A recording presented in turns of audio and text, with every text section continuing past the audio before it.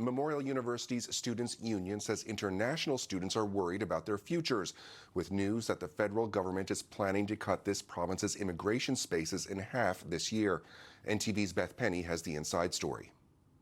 The federal government is cutting this province's immigration spaces in 2025 from 3,050 spaces to 1,525. We're seeing a lot of students come up to us with absolute terror because these cuts have a real impact on what they can do post-graduation, whether they can stay in the country or not.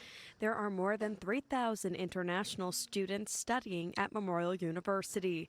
The MUNSU Students' Union says with news of the cuts to immigration spaces, current international students are worried if they'll be able to stay put after graduation.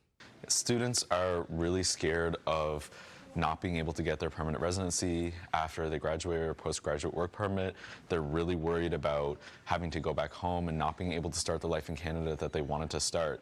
And it's really sad to see the federal government leaning into this anti-immigrant rhetoric that unfortunately a lot of the right has started and is now seeping into the federal government and their policies. 75% of those now 1,500 spaces have to go to temporary workers in Canada. MUNSU says it's time for the university to better support international students through this challenging time. But we also need to see the university offer more direct supports to international students. So I'd like to see more bursaries towards international students, specifically more support for the internationalization office, because there are a lot of issues. You know, we get a lot of people coming to us for help when really the university should be the place that students can go to help.